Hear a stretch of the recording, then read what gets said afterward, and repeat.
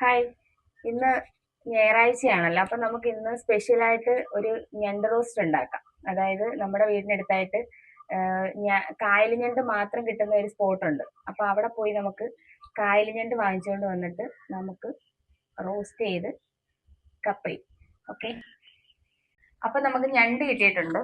നമുക്കിത് റോസ്റ്റ് ചെയ്തിട്ട്, ഇത് ജീവനുള്ള ഞണ്ടാട്ടോ. അപ്പം ഇതിൻ്റെ ഒരു ഇണുക്കുണ്ട്, ഇത് പിടിക്കുന്ന ഒരു സംഭവമുണ്ട്. അവിടെ പിടിക്കുമ്പോൾ ഇത് നല്ലതുപോലെ നമ്മളത് സൂക്ഷിച്ച് പിടിച്ചില്ലെങ്കിൽ നമ്മളത് കുത്തും കുത്തും ഇറുക്കും. അപ്പോൾ നമുക്ക് ഇത് റോസ്റ്റ് ചെയ്ത് കപ്പയും. അപ്പം നമുക്കിത് ക്ലീൻ ചെയ്തെടുക്കാം. അതായത് ആദ്യമേ നമുക്ക് ഞണ്ട് നല്ല വൃത്തിയായിട്ട് കഴുകിയെടുക്കണം. ഇതിൻ്റെ എല്ലാം ക്ലീൻ ചെയ്ത് വൃത്തിയാക്കി എടുത്തതിന് ശേഷം ഈ ഞണ്ട് ഉടയ്ക്കുക എന്ന് പറയും നമ്മളിതിന്. ഞണ്ട് ഉടച്ചിട്ട് ഇതിനകത്ത് ഇരിക്കുന്ന ചെറിയ ഒരു മുരുത്ത് പോലൊരു സാധനമൊക്കെ ഉണ്ട്, അതൊക്കെ നന്നായിട്ട് ക്ലീൻ ചെയ്യണം. പ്രത്യേകിച്ച് കായൽ ഞണ്ടായതിൻ്റെ പേരിൽ അതിനകത്ത് നല്ല ചെളിയും അഴുക്കും ഒക്കെ ഉണ്ട്. കടൽ ഞണ്ടായാലും വൃത്തിയാക്കണമെങ്കിൽ പോലും കായൽ ഞണ്ടിൽ ചെളി കൂടുതലാണ്.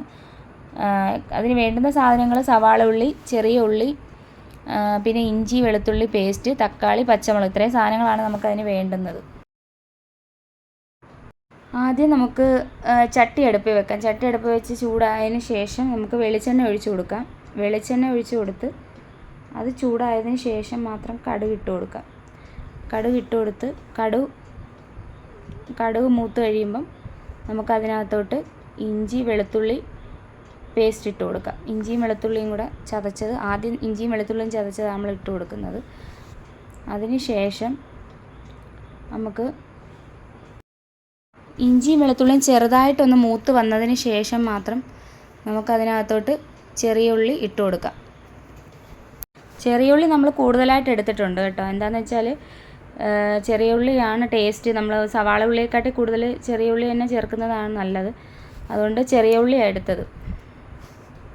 അതിൻ്റെ കൂട്ടത്തിൽ തന്നെ നമുക്ക് ഈ സവാള ഉള്ളിയും കൂടെ അങ്ങ് ഇട്ട് കൊടുക്കാം. സവാള ഉള്ളി പ്രത്യേകിച്ച് അത് രണ്ടും കൂടെ ഒരേ മൂപ്പ് ആകുമ്പോഴാണ് അത് ശരിയാവത്തുള്ളൂ. അപ്പോൾ അതുകൊണ്ട് സവാള ഉള്ളിയും ചെറിയ ഉള്ളിയും കൂടെ നമ്മൾ ഒരുമിച്ച് ചേർത്താണ് അത് വേവിച്ചെടുക്കാൻ പോകുന്നത്. കുറച്ച് വെളിച്ചെണ്ണയും കൂടെ നമുക്കതിനകത്തോട്ട് ഒഴിച്ച് കൊടുക്കാം. വെളിച്ചെണ്ണ കുറവാണെങ്കിൽ കുറച്ച് വെളിച്ചെണ്ണയും കൂടെ ഒഴിച്ച് കൊടുക്കാം. എന്നിട്ട് നമുക്കിതൊന്ന് ഇളക്കി കൊടുക്കാം നന്നായിട്ട്. അതായത് ഇതൊന്ന് സെറ്റായി വരുന്നിടം വരെ നമുക്കൊന്ന് ഇളക്കി കൊടുക്കാം. എന്നിട്ട് നമുക്ക് അടുത്ത പൊടികൾ ചേർക്കാം. അതിലോട്ട് നമുക്ക് കുറച്ച് കുരുമുളക് പൊടി ഇട്ട് കൊടുക്കാം. അതായത് ഇഞ്ചിയും വെളുത്തുള്ളിയും സവാള ഉള്ളിയും ചുവന്നുള്ളിയും എല്ലാം കൂടെ വാട്ടിയിട്ട് നമ്മൾ കുരുമുളക് പൊടി ഇട്ട് കൊടുക്കുന്നു. പിന്നെ കുറച്ച് മഞ്ഞൾപ്പൊടി ഇടുന്നു. എന്നിട്ട് തക്കാളിക്കയും പച്ചമുളകും ഇട്ട് കൊടുക്കും.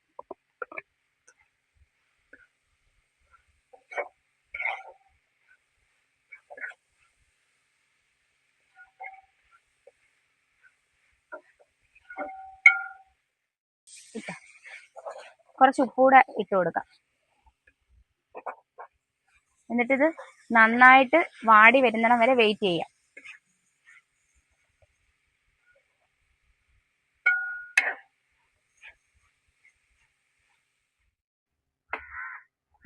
അപ്പോൾ നമ്മൾ ഉള്ളി വാടാൻ വെച്ചിട്ടുണ്ടായിരുന്നു, അത് വാടിയൊന്ന് നോക്കാം.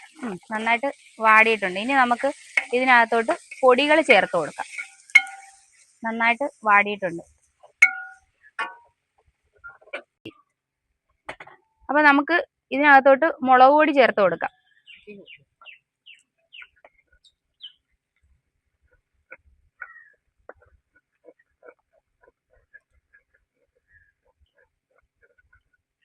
മുളക് പൊടി,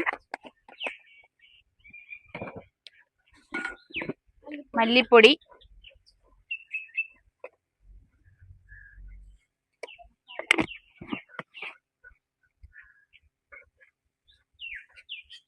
നമുക്കിതൊന്ന് വറുത്തെടുത്തിട്ട് മൊത്തവും കൂടെ മിക്സ് ചെയ്യാം കേട്ടോ. എന്താന്ന് വെച്ചാൽ ആ ഒരു പച്ചമണം മാറുന്നതിന് വേണ്ടിയിട്ട് മുളക് പൊടിയുടെയും മല്ലിപ്പൊടിയുടെയും ഒരു പച്ചമണം ഉണ്ടല്ലോ, അതൊന്ന് മാറുന്നിടം വരെ വെയിറ്റ് ചെയ്തിട്ട് നമുക്കിത് മിക്സ് ചെയ്യാം.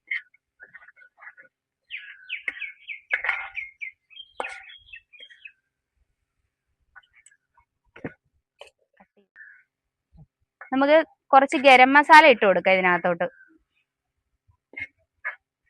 എന്നിട്ട് നന്നായിട്ട് ഉള്ളി എല്ലാം കൂടെ മിക്സ് ചെയ്ത് കട്ട് ചെയ്യും. എന്നിട്ട് നമുക്ക് ഈ ഞണ്ട് ഇതിനകത്തോട്ട് ഇട്ട് കൊടുക്കാം.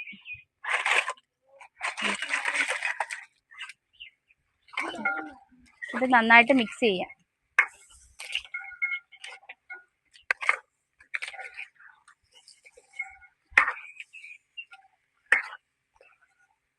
ഈ ഞണ്ടിനകത്ത് വെള്ളമുണ്ട്, അപ്പൊ അതുകൊണ്ട് നമ്മൾ വെള്ളമൊന്നും പ്രത്യേകിച്ച് ചേർക്കുകയൊന്നും വേണ്ട. ഇതിനകത്ത് തന്നെ നമുക്ക് ഈ ഞണ്ട് വേവിച്ചെടുക്കാം.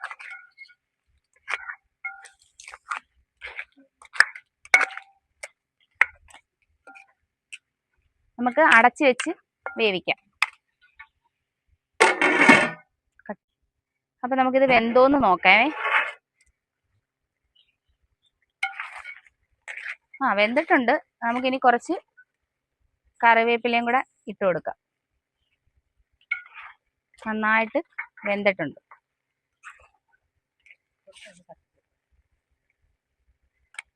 ജസ്റ്റ് ഒന്ന് പറ്റിയാൽ മതി ഇനി കേട്ടോ.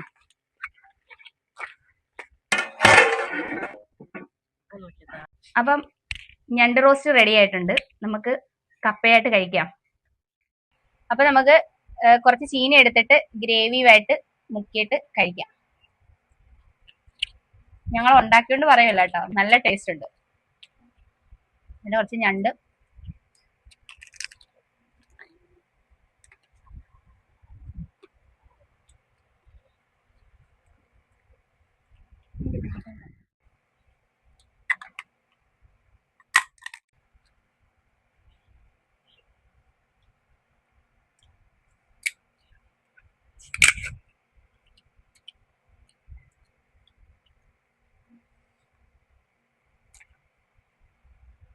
എല്ലാം കൂടിയാര് ടേസ്റ്റ് ഉണ്ടല്ലോ, അടിപൊളി.